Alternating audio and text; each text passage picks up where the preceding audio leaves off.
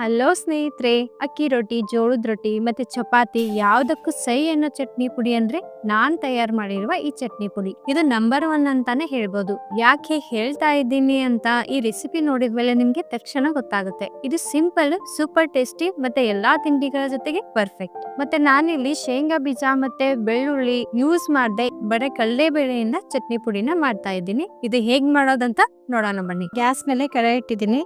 ಇದ್ರಲ್ಲಿ 1 ಕಪ್ ಕಡಲೆಬೇಳೆ ಹಾಕೊಳ್ಳೋಣ. ಇವಾಗ ಸ್ವಲ್ಪ ಎಣ್ಣೆ ಹಾಕಿ ಚೆನ್ನಾಗಿ ಹುರ್ಕೊಂಡ್ಬಿಡೋಣ. ಕಡಲೆಬೇಳೆ ಕೆಂಪಗಾಗೋವರೆಗೂ ಚೆನ್ನಾಗಿ ಹುರ್ಕೊಂಡ್ಬಿಟ್ಟು ಈ ರೀತಿ ಕೆಂಪಗಾಗೋವರೆಗೂ ಹುರ್ಕೋಬೇಕು ಚೆನ್ನಾಗಿ. ಇವಾಗ ಇದನ್ನ ತೆಗ್ದ್ಬಿಡೋಣ. ಕೊಬ್ಬರಿ ಹುರ್ಕೊಳ್ಳೋಣ. ಇದು ಕೂಡ ಸ್ವಲ್ಪ ಅಕ್ಕಿ ಹುರ್ಕೊಂಡು ಎಲ್ಲ ಸಪ್ರೇಟ್ ಆಗಿ ಹುರ್ಕೊಂಡ್ಬಿಡ್ಬೇಕು. ಎಳ್ಳು ಹುರಿಬೇಕು. ಇವಾಗ ಎಳ್ಳು ಹಾಕ್ತಾ ಇದ್ದೀನಿ.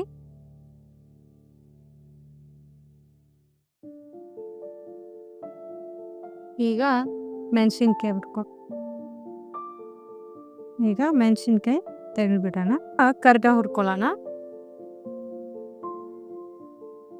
ಪ್ಲೇಟಲ್ಲಿ ತೆಗೆದ್ಬಿಡೋಣ.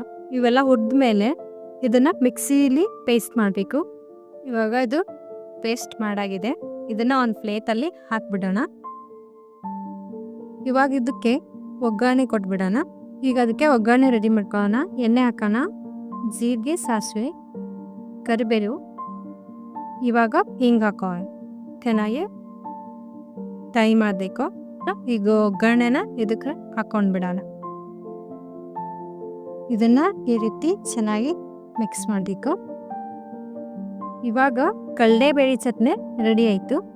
ನೀವು ಇದನ್ನ ಚಪಾತಿ ಜೊತೆ ತಿನ್ಬೋದು, ಅನ್ನದ ಜೊತೆ ತಿನ್ಬೋದು, ಮತ್ತೆ ರೊಟ್ಟಿ ಜೊತೆ ತಿನ್ಬೋದು. ಇದು ತುಂಬ ಒಳ್ಳೆ ಕಾಂಬಿನೇಷನ್ ಆಗಿದೆ ಚಪಾತಿ ರೊಟ್ಟಿಗೆ. ಮತ್ತು ಇದನ್ನು ತುಂಬ ದಿವಸ ಇಡ್ಬೋದು. 1 ವಾರದವರೆಗೂ ಇಡ್ಬೋದು. ಇದನ್ನು ಒಂದು ಬಾಟ್ಲಲ್ಲಿ ಹಾಕಿ ಸ್ಟೋರೇಜ್ ಮಾಡ್ಬೋದು. ಈ ಚಟ್ನಿ ನೀವು ಒಂದು ಸಾರಿ ನಿಮ್ಮ ಮನೇಲಿ ಮಾಡಿ ನೋಡಿ, ಎಲ್ರಿಗೂ ತುಂಬಾ ಇಷ್ಟ ಆಗುತ್ತೆ ಇದು. ನಿಮಗೆ ಈ ರೆಸಿಪಿ ಹೇಗೆ ಅನ್ನಿಸ್ತು ಅಂತ ನಮಗೆ ಕಮೆಂಟ್ ಮಾಡಿ ತಿಳಿಸಿ. ಹಾಗೆ ನಮ್ಮ ಚಾನಲನ್ನು ಸಬ್ಸ್ಕ್ರೈಬ್ ಮಾಡ್ಕೊಳ್ಳಿ. ಮತ್ತೆ ರುಚಿಯಾದ ಅಡುಗೆಯೊಂದಿಗೆ ಮತ್ತೆ ಭೇಟಿಯಾಗೋಣ. ನಮಸ್ಕಾರ.